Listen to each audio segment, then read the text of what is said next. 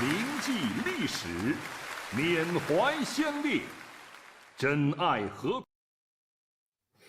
Hello, ladies and gentlemen, and welcome again to Syriana Analysis. I'm your host, Kevork Almassian. Thank you very much for tuning in to today's live streaming. This is going to be the last stream in this week before I go on my vacation for 2 weeks. However, I will do my best to post 2 streams every week while I'm on vacation, especially the one with our dear friend Tarek Chiril Omar. Yesterday's episode and stream was also about China, and our dear friend Red Access, our live chat moderator, says your analysis on China yesterday was great. It was good to finally get a nuanced, realpolitik take. And I'm really trying to do my best to bring historical context and also do like a balanced analysis, despite the fact that I'm a very critical person of the US empire. However, I don't want to, people come and say, oh, he's shilling for China. And I don't want to bring simplistic analysis that China is the savior and the US is the evil and black and white, all these things. So I want to bring really solid analysis and also a background, a political context and historical context for us to understand what the hell is going on in the world and what happens if China becomes a superpower or shares the status of the superpower with the United States. Now, there is something in Arabic we say, al-insan adu ma yajhalahu, which means the human feels like he's the enemy of something that doesn't know much about, or he's the enemy of something that he is ignorant about, which means you may think that China is your enemy because you don't know much about it. Therefore, I wanted to play this video at the beginning because, as I mentioned, guys, I got a license on viori.com, and on this platform, I'm able to play to you quality videos, as you see during the streams. And one of these videos that they posted today was this, and I watched it and I listened to it and I felt the pride behind the song and the people were singing it. Maybe we differ with them in politics, but I think that this conflict of a civilizational conflict or the cultural conflict that the elites always want us to focus on is absurd. And the Chinese have definitely unique culture. They have a unique civilization and also philosophy. And today I posted a video on X with a thread of yesterday's stream. Basically, I summarized it and I posted around 100 thread on X. And up until this moment, around 350,000 people saw the thread since for the past few hours. So on X, this is going very much viral. And unfortunately, YouTube is still suppressing the content on Syriana Analysis. So if you're watching this at the beginning of the stream, I would really appreciate it if you hit the thumbs up, like, before we continue in this stream, so that this stream reaches to more people. So what we're going to do today, guys, I'm going to again play some footage from yesterday's or the day before's parade or yesterday's parade in China. And I'm also going to show you a few articles, and we're going to analyze a few things about China, especially when it comes to its military rise and its military might, and what does that mean in a context of a multipolar world, or still we are in a relatively unipolar world. Does it mean there is going to be a clash with the United States or not? We're going to discuss this in today's stream. So I will send myself to the background. I will not do the same mistake as I did yesterday. I will play the video and then I will start my analysis to you. So my friends, on September the 3rd, this was yesterday, Beijing staged one of the most important military parades in its modern history. Officially, the event marked the 80th anniversary of what China calls the War of Resistance against Japanese aggression and the broader victory of the world over fascism in 1945. On the surface, it was a commemoration, an act of remembrance and national pride. But in reality, it was something more profound. It was a declaration of military maturity, a statement that China's armed forces have entered a new phase. For anyone watching closely, the parade offered a glimpse of a global balance of power that is shifting before our eyes. For many years, the West told itself a comfortable story about China's development, right? They repeated this narrative that China could copy technology, China could steal intellectual property, China could subsidize its way into competition, but China could not innovate. This is what they said. Western leaders reassured themselves that Beijing's successes were hollow, built on imitation rather than invention. Of course, that story is now obsolete. It no longer explains what we see in Chinese factories, laboratories, and increasingly on Chinese military sector, right? At this parade, as you watch, as you can see now, the world saw evidence that the PLA, which is the People's Liberation Army, has moved beyond catch-up. It is now innovating, and in several domains, it is leading. We saw new stealth aircraft. The stealth aircraft is for Chinese aircraft carriers, basically. A stealth aircraft built for China's own carriers, including the nuclear-powered supercarrier under construction that will match America's Gerald Ford class in size and in capability.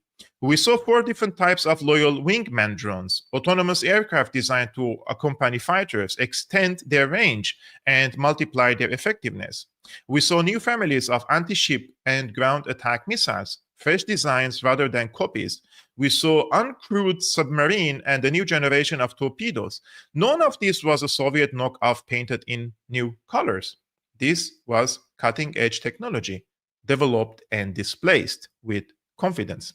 So this transformation, my friends, has been decades in the making, right? I mean, since the early 1990s, the PLA, the People's Liberation Army, has undergone one of the fastest modernizations in the history of armed forces. In the same span, the US military refined its doctrine and equipment, but didn't fundamentally change its character. The Soviet Union collapsed. China, starting from a much lower base, moved from a bloated infantry-heavy army into a force of stealth aircraft carriers, hypersonic missiles, space capabilities, cyber forces, and now a credible nuclear triad.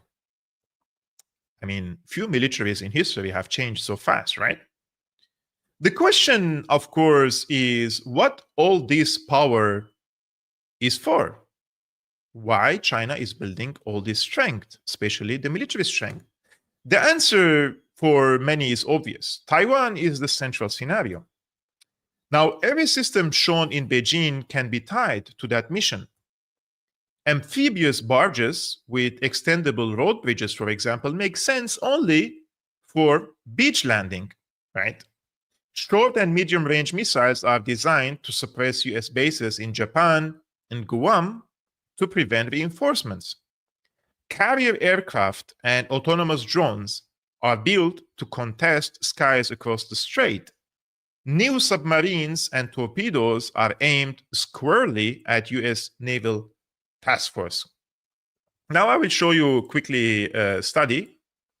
I will just stop sharing this, and we will go to the study, which is here. This is the study. A recent study in the academic journal International Security by Nicholas Anderson and Darrell Press modeled such a war between China and the United States. Now, both of these security experts asked what would happen if China unleashed its missile arsenal on American air bases in Japan and Guam in the first 30 days of a Taiwan conflict. The answer was mind-boggling. The answer is, even under favorable assumptions, the United States would lose nearly half of its combat aircraft before the fight had even begun in earnest. Nearly half of its combat aircraft, they would lose, the Americans would lose nearly half of their combat aircraft before the fight had even begun in earnest. That is without accounting for further losses to Chinese fighters and naval strikes. So as you see, the implication is very blunt.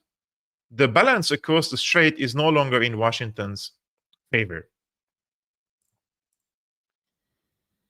Let's go back to our video.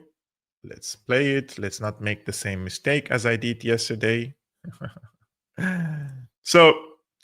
But this parade that we watched yesterday was not only a military exhibition. If you watched it closely, it was also a diplomatic spectacle, right? Xi Jinping, for example, didn't stand alone. He was flanked by Vladimir Putin and Kim Jong-un. And this was an image heavy with symbolism for many people. Beyond them, leaders from over a dozen countries were present, many from the global south. Global south is the majority of the world. Iran's president, for example, praised the PLA's capabilities. Cuba's leader lauded Beijing as a defender of multilateralism. Uzbekistan president emphasized friendship and prosperity. Southeast Asian leaders from Indonesia, Malaysia, and Vietnam, they attended in force. So the reviews from this audience were glowing, right? For them, China was not just showing military power, it was demonstrating that it is a central partner, a counterweight to Washington and Western dominance, and a pole in a multipolar world. So the general message was that China is not simply a military power, but rather a central partner, a counterweight to Western dominance, a pole in a multipolar world. Now, contrast that with the West. Europe was mostly absent. Only Serbia and Slovakia sent top-level leaders to China. Many European missions were unsettled by Putin's presence. Japan officially said it was watching with interest, but its political establishment was uneasy about the anti-Japanese undertones of the commemoration. Former Japanese Prime Minister Yukio Hatoyama did attend, but he drew criticism at home. And now I'm going to show you something silly.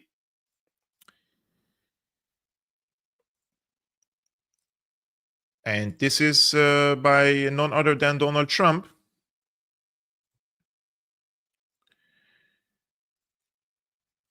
And in the United States, the entire conversation was hijacked by Donald Trump's sarcastic post on social media.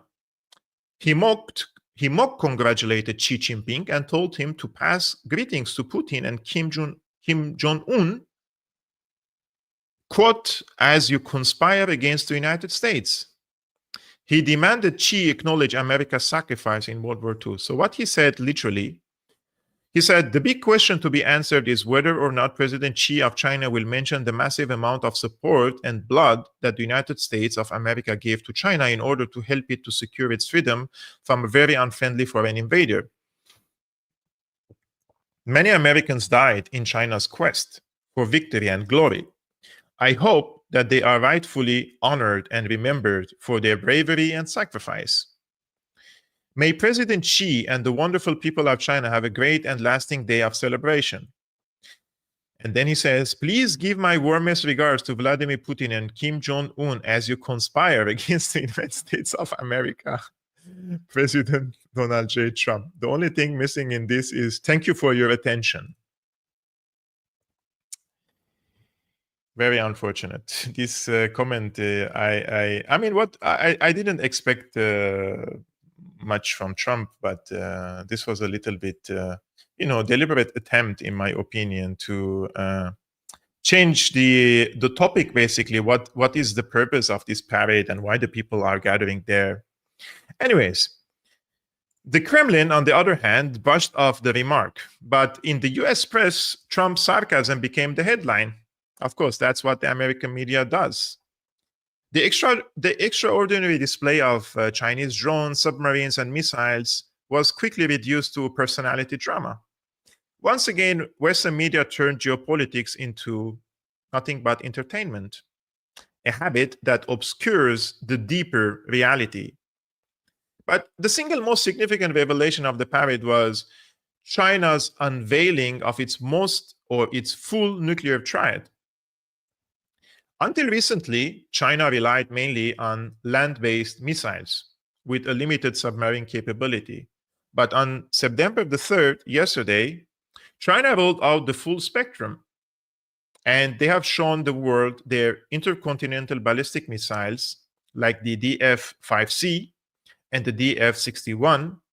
They have also revealed the submarine-launched GL-3 missiles on advanced SSBNs and nuclear-capable bombers with long-range cruise missiles. With these type of weapons, China now has a credible second strike capability, right? It can absorb a possible or initial nuclear blow and retaliate from land, sea, and air. Of course, this moves China into the front rank of nuclear powers. Other systems underline the same point. For example, hypersonic missiles that can penetrate missile defenses, track-mounted laser-designed lasers. So these are track-mounted lasers designed to intercept drones, artificial intelligence-driven submarines, armored vehicles operating in tandem with drones, even experimental robotic platforms such as the much-mocked robot wolves. Of course, not all of these are operational. Some may never see mass deployment, but the message is quite clear. China is innovating rapidly, exploring technologies across the full spectrum of warfare. Now, the optics of Putin and Kim beside Xi naturally drew attention. Western commentators called it an authoritarian bloc, a new axis of autocrats. I have even seen a profile, an account on X with 1 million following says this is the new axis of evil. But that view, my friends, is too simplistic, right? These relationships between these countries are pragmatic, not ideological. They differ in almost everything. China seeks economic stability and regional dominance. Russia seeks victory in Ukraine and influence in Europe. North Korea seeks regime survival and leverage. That's why they cooperate, because they face a common rival in Washington. But they are not a coherent bloc like NATO. Their interests diverge often. To label them simply as an authoritarian alliance misses both, in my opinion, the complexity and the fragility or the fragility of their ties. The fragility of their ties. Another common misperception is that China's goal is global hegemony, and in the near future. The evidence, however, suggests otherwise. China has only one overseas military base in Djibouti. It has no alliance networks comparable to NATO.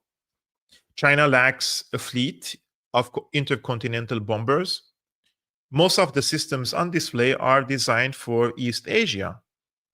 Missiles to hit Guam and Japan, ships suited to the Taiwan Strait, air defenses against regional adversaries. So the real contest is regional, not global. Beijing wants to dominate its neighborhood, not yet the world.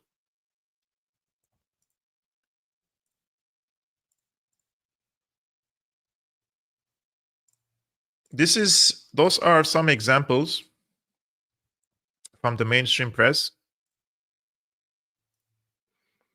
The media coverage in the West reflected familiar patterns. The BBC, for example, framed the parade as a message to Trump. CNN fixated on the image of Xi and Putin and Kim. The New York Post sensationalized robot wolves. The Wall Street Journal called it a warning to Washington.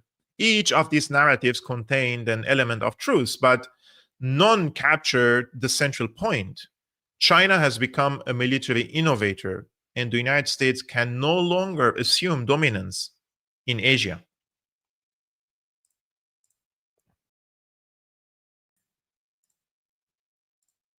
Let's go back to our video. The implications of this, my friends, are profound, right? For Washington, the age of uncontested primacy in East Asia is over. The choice now is between attempting an enormous military buildup with no guarantees of success or accepting a more limited role in Asia. For America's allies, the choices are equally stark. Hosting US forces makes them targets. Japan, the Philippines, and Australia must weigh the costs. For China, the risks are real too. The PLA is untested in modern war. Corruption remains a weakness, as recent purges of senior officers show. Overconfidence means probably could lead into miscalculation, right?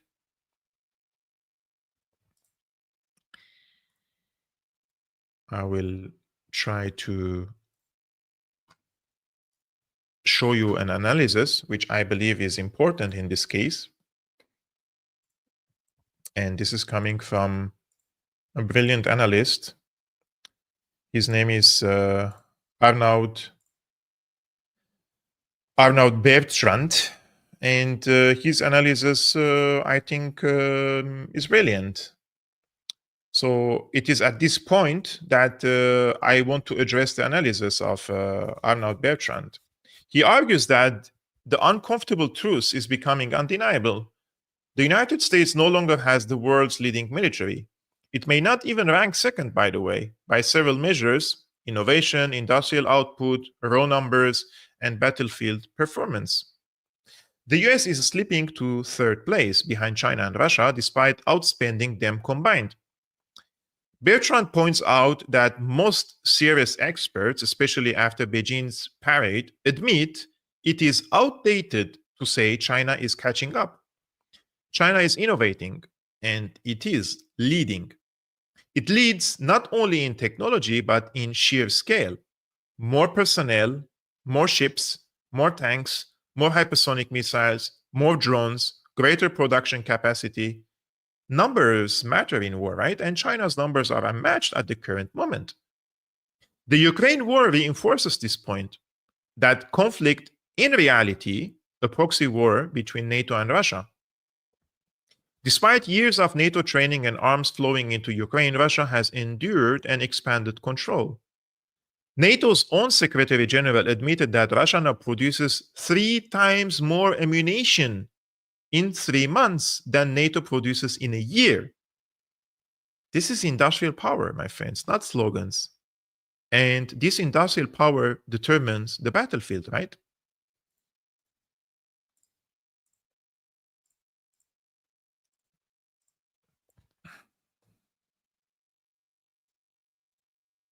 Now, consider China, whose manufacturing base dwarfs Russia's.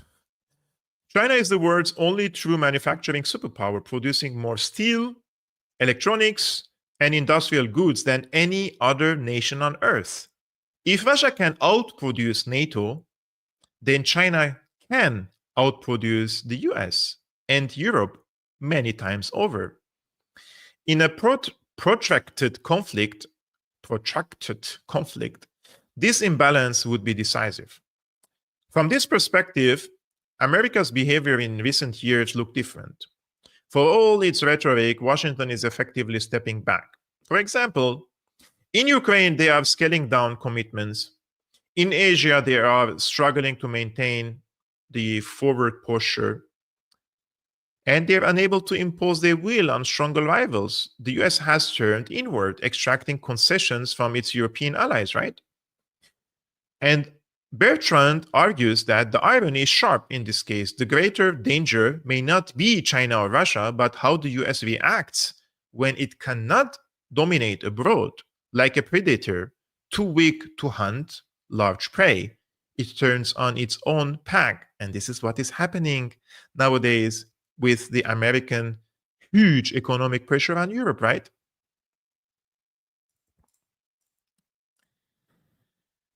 I want to also show you another research.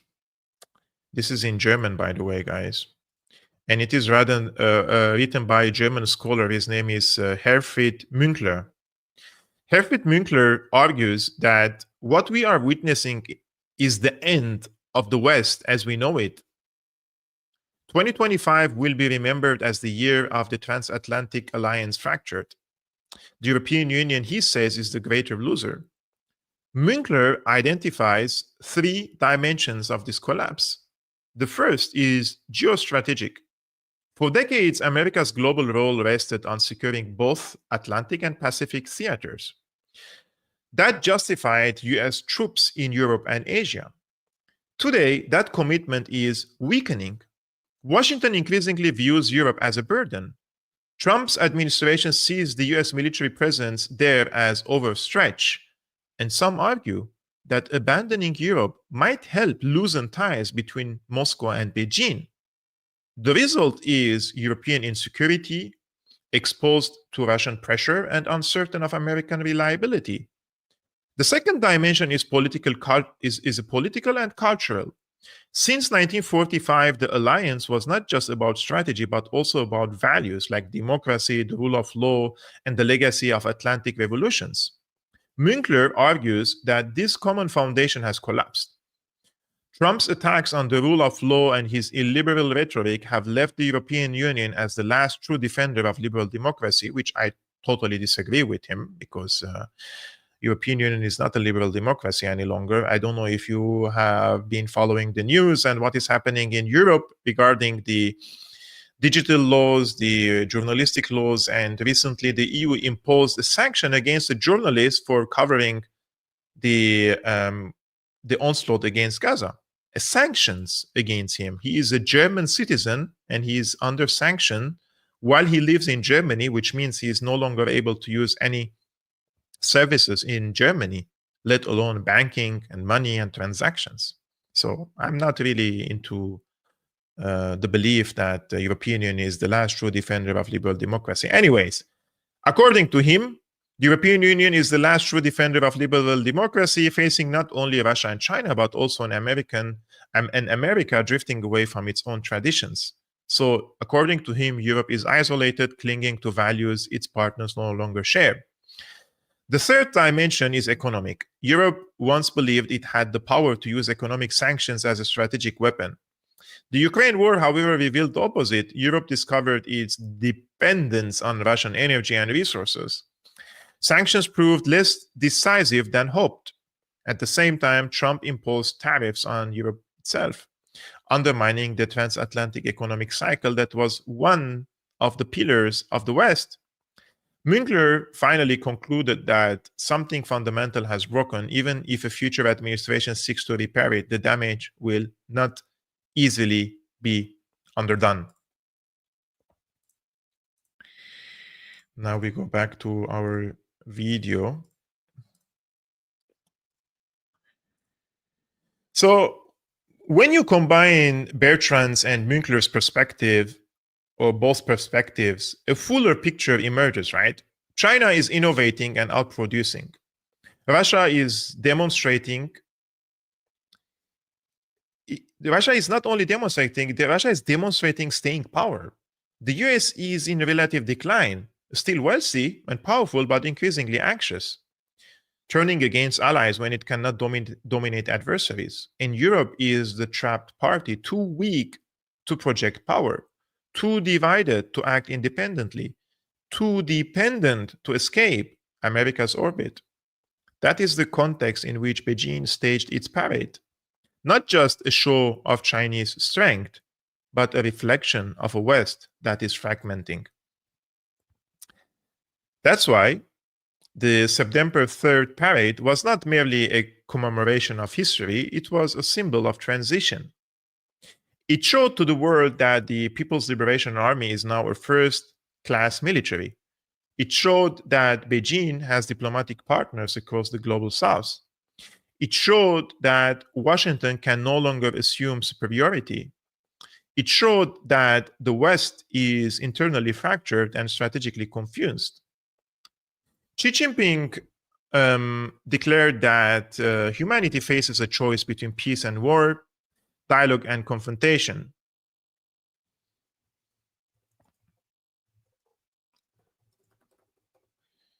So Xi Jinping, my friends, declared that humanity faces a choice between peace and war, dialogue and confrontation. Stripped of rhetoric, the statement reflects reality. The military balance in East Asia has shifted. The geopolitical balance of the wider world is in flux. The United States is no longer unquestionably first. China is ascendant, right? Russia has proven resilient. Europe is the greater loser. And and a new equilibrium is taking shape, whether the West is ready for it or not.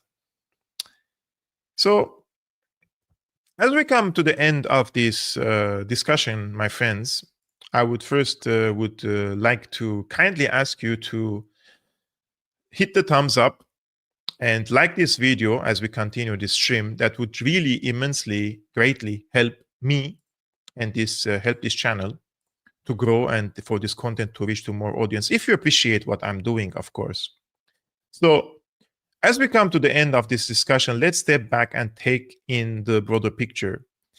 The September 3rd parade in Beijing was not just a military pageant or a piece of political theater. It was a milestone, a turning point in the story of global power. What we witnessed on that day was not only the unveiling of new weapons, but the declaration of a new strategic reality. And that is, China has arrived as a military innovator, not a copycat. And the balance of power in Asia is shifting decisively.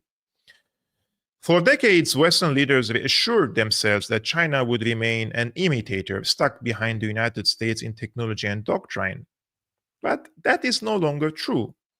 With drones, hypersonic missiles, stealth fighters, submarines, and now a full nuclear triad, Beijing has shown that it can not only match, but sometimes surpass the innovations of others. The world must now reckon with People's Liberation Army that is no longer a developing force, but one of the most sophisticated militaries on Earth. At the same time, the reactions to the parade revealed a deeper divide. The global South applauded, seeing in China a partner and an alternative to Western dominance. The West looked on nervously, with most leaders staying away, their media outlets reducing the story to images of Xi and Putin and Kim, or mocking the idea of robot wolves. In the United States, the conversation was consumed not by the weapons on display, but by Donald Trump's sarcastic social media post. I mean, it is telling that a moment of such strategic importance could be overshadowed by political theater. What makes this moment even more consequential is the larger context of Western decline. Analysts like Arnaud Bertrand remind us that the United States, despite spending more than China and Russia combined, may no longer possess the world's strongest military. Measured by production, capacity, innovation, and battlefield resilience, Washington is now behind Russia and China. Russia has proven in Ukraine that it can outproduce NATO in ammunition and sustain a prolonged war. China, as the world's only true manufacturing superpower, has the capacity to dwarf them all. And in Europe, as Herfried Münkler argued, the situation is bleaker. The transatlantic West is breaking apart at the seams. The US no longer guarantees Europe's security. Shared values of democracy and rule of law no longer unite the alliance. Economically, Europe has discovered its dependency and weakness. The EU, Münkler concludes, is the greatest loser of this era, trapped between Russian pressure, Chinese assertiveness, and American unreliability. So taken together, these developments tell us something profound. The world is entering a new equilibrium. The US is no longer unquestioned. China is ascendant. Russia is resilient. Europe is weakened and divided. The old order built after 1945 and sustained through the Cold War is dissolving before our eyes. So when we look back on Beijing's parade of 2025, we will see more than tanks and missiles on display. We will see a moment when the illusions of the past about American dominance, about Western unity, about China's supposed dependence on imitation, all fell away. We will see the beginning of a new era, one in which power is distributed differently, one in which the rules are no longer written in Washington or Brussels alone. But the question remains whether China is ready or not. The question is whether the rest of the world is ready to adapt to this reality or not. Let me try to zoom in a little bit. This is not the zoom in now. Anyways, I wanted to zoom into my face a little bit. So that is for Firas Modat. I don't know what is the conversation in the comments below, my friends, because I've been, to be honest, trying to focus on the text which I prepared today for today's live streaming. And some people want Firas Modat to come again to the show, which I have already extended an invitation to him, but he was out of the country, out of the UK, and he didn't have reliable internet. Now that he's back, the only thing is, this is going to be the last stream for this week, my friends. Tomorrow, I will go on vacation for 2 weeks. During my vacation, I will do my best to do 2 streams per week. One is always fixed on Friday with our dear friend Tarek Chebil Amar. He's going to come to the show always as a regular guest for our show Cold War 2.0.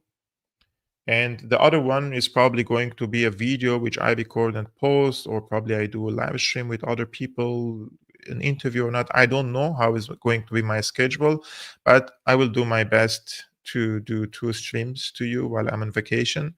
That's also one of the things when you are a freelancer. Basically, if you go on vacation, you don't have a company or a boss to continue paying you. So I have to continue working as I'm also on vacation, but that's totally fine. I'm 11 months and 15 days happy for not having a boss over my head and telling me what to do and what not to do. So if you appreciate this work, my friends, I would also really appreciate it if you hit the like button, thumbs up before leaving this stream, subscribe to this YouTube channel. Let's spread this video, share it with your friends if you like it. And if you like to be supportive of the independent work I'm doing, you can become a patron. The link is scrolling on the screen, patreon.com/Syriana Analysis. And if you don't like to use Patreon, there are different other means in the description below. And I would like to thank you, all of you, for tuning into today's stream. Those who watched on YouTube, on Rumble, or Ganjing World, and also special thanks to our dear friend Red Access for always moderating the live chat. Yesterday we missed you; you weren't here. I hope there wasn't much of a fight, but he's back. So this was all for today, my friends. I hope you enjoyed it, and I will see you soon. Okay, peace be upon you, upon your families. Salam.